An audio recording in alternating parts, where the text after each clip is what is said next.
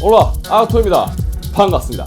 오늘은 구독자 여러분들의 요청이 많았던 내용으로 진행을 하려고 합니다. 이 펠릿 베이스 이 RTX 2070 슈퍼 이 터보젯 V1과 V2는 어떤 차이가 있을까? 이미 관련한 내용은 여기저기서 많이 다뤘기 때문에 신선하지는 않으시겠지만 좀 숙성됐겠죠. 지금은 이게 팔딱팔딱 신선한 건 아닙니다. 하지만 구독자 여러분들 요청이 많았고 또 그 요청대로 하나하나 다 뜯어서 보도록 하려고 합니다. 우선 이게 최근 판매 중인 V2 제품입니다.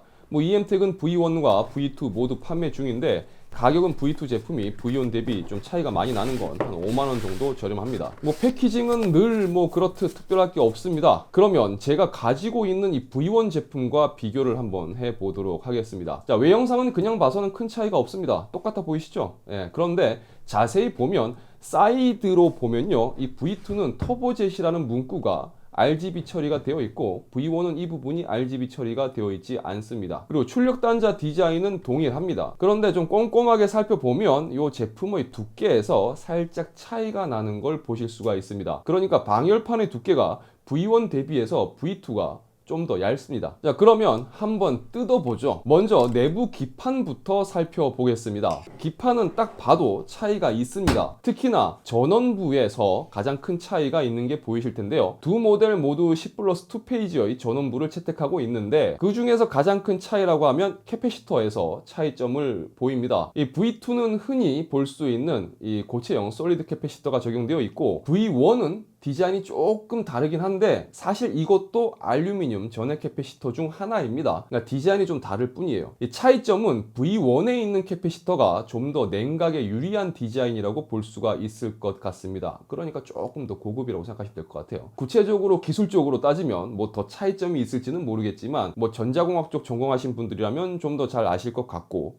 저는 그쪽이 아니라서 제가 괜히 아는 척 하지 않겠습니다. 육안상 가장 큰 부분이라고 한다면 전원부 부분에서 차이점을 보인다고 결론 내릴 수 있을 것 같습니다. 그리고 메모리에서 차이가 있는데 V1은 마이크론 메모리가 탑재되어 있고요. V2는 이 삼성 메모리가 탑재가 되어 있습니다. 이 모든 모델이 다 그런지는 모르겠어요. 제가 가지고 있는 모델 기준으로 설명드리는 겁니다. 자, 다음으로 방열판을 보겠습니다. 방열판은 차이가 확실히 나는데 우선 V1보다 V2가 얇습니다. 그리고 히트 파이프의 개수가 차이가 나는데 V1이 총 5개, V2는 4개의 히트 파이프가 적용되어 있습니다. 그냥 보더라도 이 방열핀의 간격이나 방열판 두께가 V2가 훨씬 좀 얇죠. 그리고 넓고. 그러면 대충 이런 식으로 생각해 본다면 V1 대비해서 V2가 쿨링 성능이 좀 떨어지는 제품으로 볼 수가 있을 겁니다. 우리는 어차피 실제 사용 환경에서의 성능이 중요하겠죠. 그러니까 테스트를 진행을 해 보겠습니다. 자, GPU상에서 잡히는 기본 스펙은 두 모델 모두 동일합니다. 그럼 동일한 시스템 상에서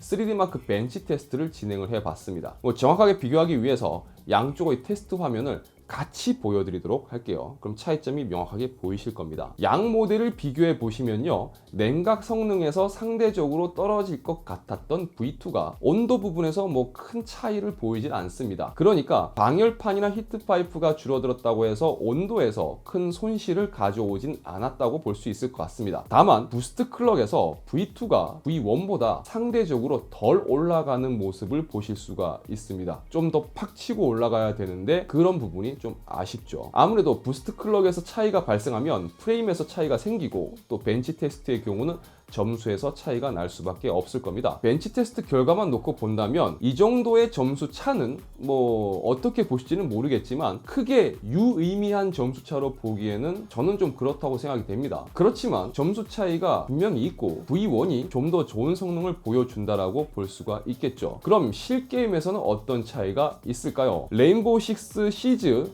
이 벤치마크 모드입니다. 역시 게임에서도 부스트 클럭에서 V1이 V2보다 높게 잡히는 걸 볼 수가 있습니다. 그리고 이 부스트 클럭의 차이가 벤치 테스트에서 평균 한 3프레임 정도의 차이를 보여주고 있습니다. 다음으로 토탈워 삼국지의 벤치 모드로 비교를 해보도록 할게요. 아마 이건 게임의 특성이 반영된 결과라고 봐야 할 것 같은데 V1 대비해서 V2는 온도가 대략 한 8도가량 높았습니다. 물론 그렇다 하더라도 이 온도 값이 60도 후반대라 굉장히 높은 온도라고 말하기도 어렵고 또 작동상에 큰 의미가 있는 온도라고 보기는 좀 어렵지 않을까 싶습니다. 어쨌든 그런 차이가 있다라는 것과 그 다음에 부스트 클럭 차이가 있다라는 부분을 보시면 되겠습니다. 이 차이가 프레임상에서 평균 2에서 3프레임 정도의 차이로 나타났습니다. 그럼 배틀그라운드는 어떨까요? 비교를 위해서 평소와는 좀 다르게 훈련장 800m 사로를 그냥 끝까지 뛰어봤습니다. 보시면 의외로 또 온도 차이는 크지 않습니다. 그런데 부스트 클럭의 차이가 꽤 있습니다. 그리고 프레임을 보시면 대략 10프레임 정도의 차이가 생기는 걸 보실 수가 있습니다. 그러니까 배틀그라운드에서는 온도 차이는 별로 없었던 반면에 프레임 차이가 좀 많이 벌어졌습니다. 이 벤치 테스트와 게임 테스트로 보면 두 모델의 성능 차이는 평균적으로는 한 5프레임 정도, 그리고 부스트 클럭이 어느 정도로 걸리느냐 덜 걸리느냐 요 정도의 차이 정도로 생각을 해볼 수 있을 것 같습니다. 이 두 카드 모두 스트레스 테스트로 부하를 준 다음에 열화상 카메라로 비교를 또 해보았습니다. 이 GPU 쪽 온도는 V2가 살짝 높은 반면에 전원부 및 방열판 쪽의 온도는 오히려 V2가 낮은 모습을 볼 수가 있습니다. 이 부분은 아무래도 V1이 방열판의 캐패시터까지도 모두 써멀 테이프 작업을 통해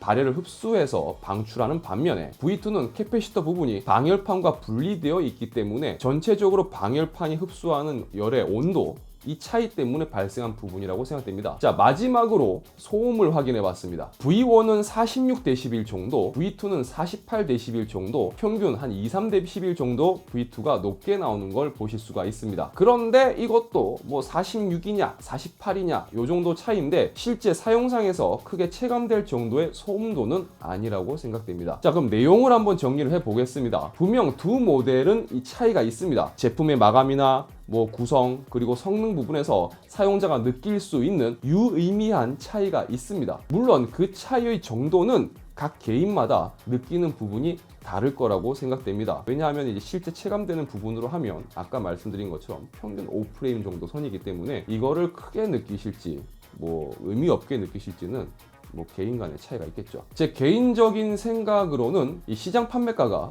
많이 차이 날 경우 한 5만원 정도 차이가 나는 것으로 보여요. 제가 이걸 가지고 EM택에 문의를 해봤습니다. 그러니까 EM택에서도 하는 얘기가 두 모델의 기본 출고가가 5만원 정도는 차이가 난다고 합니다. 뭐 중간 유통 과정에서 뭐 어떻게 되는지 모르겠지만 제가 뭐 가격 검색해 보니까 지금 봤을 때는 가격 차이가 뭐 그 이하로 줄어든 경우도 확인이 되는데, 어쨌든 몇만 원의 가격 차이가 제품 간 성능 차이보다 의미가 크다고 느껴지신다면, 뭐 아니면 또는 성능 차이는 뭐 큰 의미가 없다, 나는 가격이 몇만 원이라도 더 저렴한 게 중요하다, 그런 부분에서 선택은 소비자의 몫이라고 봐야 되겠죠. 자, 그러면 마지막으로 원가 절감인가? 라는 물음표가 남습니다. 이거는 구독자분들 진짜 저한테 많이 물어보셨어요. 어떻게 생각하느냐? 과연 이게 사실이냐? 이렇게 봐야 되는 거냐? 뭐 이런 질문들이 많으셨는데, 그런데 제 기준에서 주관적인 제 생각을 말씀드리자면, 원가 절감이라고 말을 하려면 기존 V1이 없어져야 돼요. 없어지고 V2를 V1 가격에 그냥 그런 식으로 판매를 해야지만이